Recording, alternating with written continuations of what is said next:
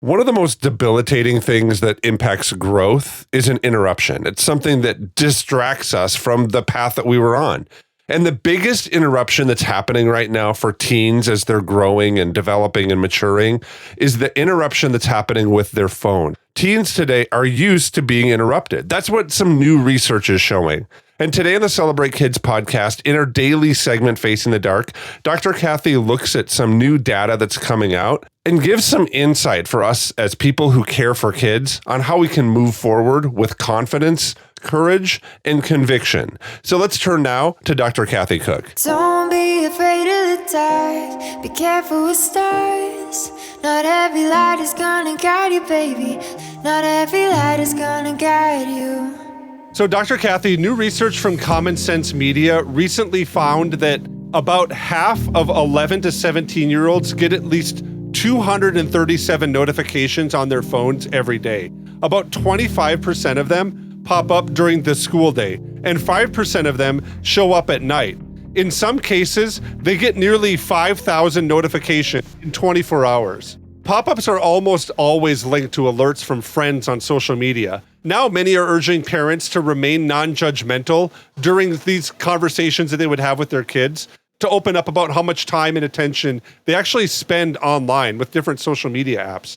Some experts say that you should reserve any threats of taking your kid's phone away as punishment to kind of extreme circumstances only. Now, one expert, kind of speaking to NBC News, said, quote, "Kids have this extraordinary experience of childhood and adolescence that we did not have, but we can really help them through this." He's kind of talking about these notification realities. He says, quote, "At the end of the day, it's good, old-fashioned, common sense parenting that makes the difference," end quote. And he's talking about how parents can kind of speak into this constant interruption that kids seem to be having, specifically with their cell phones. So, Dr. Kathy, what do you think of this report and how really parents should respond to this? This makes my stomach churn.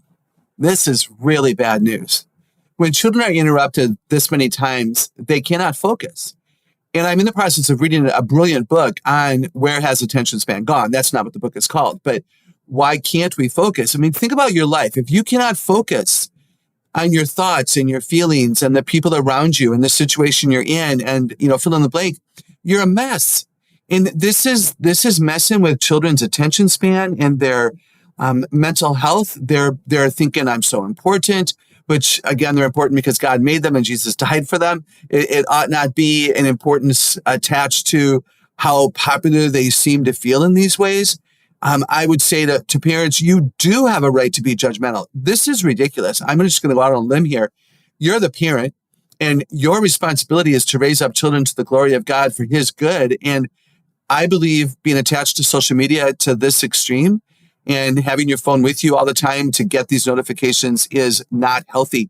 Turn off the notification function of the phone. That is something you can do as a parent. You buy it, you pay for it, it's your phone, you're loaning it to them.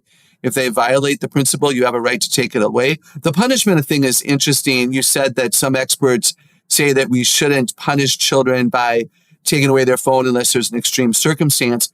I do believe that consequences that line up with violations are best. I don't like the word punishment. So if a child is never focused on your conversation, if your child can never pay attention to a sibling at the dinner table, if your child is consistently late with homework, consistently stays up too late because nothing's ever getting done, forgets to do the chores, is not responsible toward the love of a grandmother, can't reciprocate that because the social media alerts are much more important. The consequence for your decision to put those people first is that we're taking your phone from 4 p.m. to 8 p.m. every night. And you can tell your friends that if I don't get back to you, it's because I haven't used my phone well and mom and dad are taking it away for a season. I don't know. I could talk for hours about this.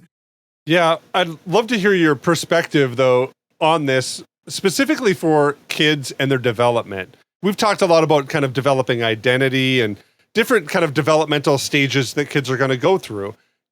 What does this do for kids' development when they're constantly interrupted in the stage of processing, thinking through, interacting with the world, and then a notification pops up or a person calls or they get a text message? What are your thoughts on what these interruptions do for kids in their developing, especially identity?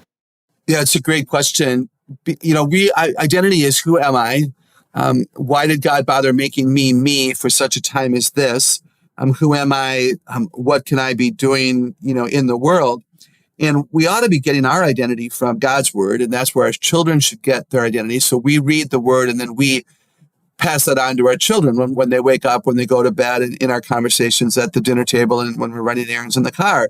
And we affirm them. This is the role of why are we a family, so that mom and dad and grandma and grandpa and siblings can say, hey, Beth Ann, I've loved this quality that I've seen in you lately. If children have this many interruptions, again, they're distracted and they're going to follow these people, and they don't even know these people.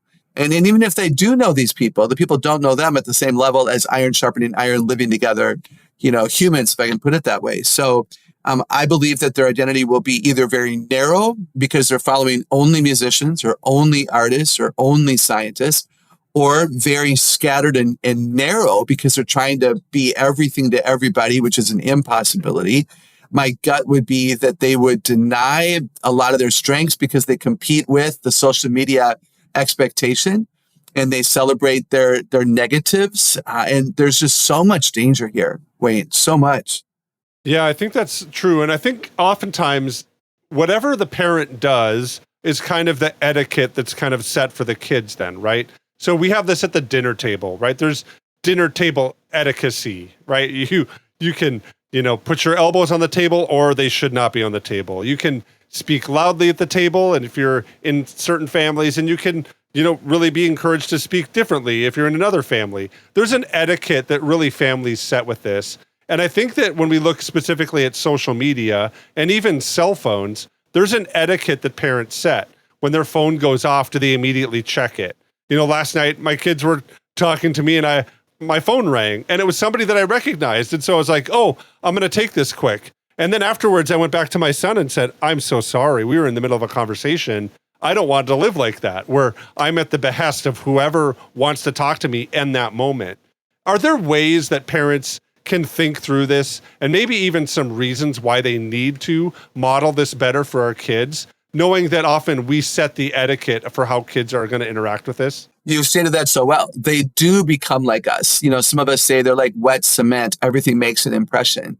And so they will listen to us and our instruction, our guidance, our thoughts. Don't call it an opinion, call it instruction and wisdom. And they will watch. And when it doesn't line up, of course, the lack of integrity causes people to run away from those influences because it just makes them confused and angry. I love that you went to your son and apologized, and you could have gone back to your son and, hey, let's complete the conversation. Kids aren't stupid. They know sometimes interruptions are legit. Adult kids tell me that they won't start a hard conversation with a parent when the parent has a phone in his hand or her hand, because they know that if the phone rings, the parent will be gone and they don't want to start it over again. And that's something that we need to consider. So I think at the dinner table, et cetera, we model it well. Like my recommendation at the dinner table is either no phones or mom's phone on silent, because that's the emergency number, especially if you know that you have a relative that's ill, or you might, have a babysitter cancel. Like, I get that. Maybe you put it in your pocket. It's not on the table for everyone to see. And all the other phones are in a different room, or they're in a basket on silent, or even better, airplane mode, because then you don't even get a vibration and a ting and a ding. I also think, Wayne, that this is when we teach children the difference between want and need. So we have table etiquette as an example, where most often there are no phones or mom's phone only. Or it could be dad's. Again, that depends on the family structure.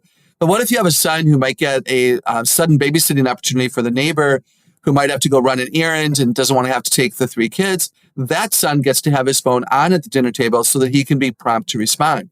You maybe have a daughter who might have a cancellation of a track practice again, or something that could be going on. And they have a right then to the phone, because why? It's need-based, not want-based. The earlier you teach the difference, I need a phone versus want a phone, and all of those things. And the same thing is true for Spotify accounts and iPads and time at the computer and gaming and YouTube videos and all of that. It's a need versus a want. Teach that to your kids. I love where Dr. Kathy kind of takes this. And it reminded me of this psalm out of Psalm 23. And I'm going to begin reading at verse 1. The Lord is my shepherd, I lack nothing. He makes me lie down in green pastures, and He leads me beside quiet waters. He refreshes my soul, and He guides me along the right paths for His name's sake. Even though I walk through the darkest valley, I'll fear no evil, for You are with me. Your rod and Your staff, they comfort me. Remember this passage being something that was really committed to memory when I was a young kid. And I remember being in this place of understanding that the Lord can lead me to places. And when the Lord leads me to places, when the world seems to be kind of crumbling around me or I'm going through hard times, it's to places of quietness, of rest. And so rest and quietness for me kind of became something to aspire for. And I think that's something also in the life of a Christian that God gives us. God gives us this rhythm of rest, of working and then taking a break. And not just taking a break, but resting. And inside of different kind of patterns and rhythms we see within Scripture, there is this place where we need to restore or renew our mind, to find ourselves going to a place of prayer and rest where we can spend time with the Lord and let our mind kind of down, and maybe even let our mind wander and let our mind focus on the things of the Lord. And I think what we're finding out here in this discussion today is that that's really hard for teens. And so we want to give you courage to step into that and to be people who guide and restore. And as the psalmist says, maybe with a rod, because it can comfort. And we hope that this is an encouragement for you to step into the lives of those around us to keep them from being distracted. Well, I want to thank you for listening to the Celebrate Kids podcast in this, our daily segment, Facing the Dark. On behalf of Dr. Kathy Cook, my name is Wayne Stender, and I want to say thanks for listening, and we're looking forward to seeing you here again tomorrow.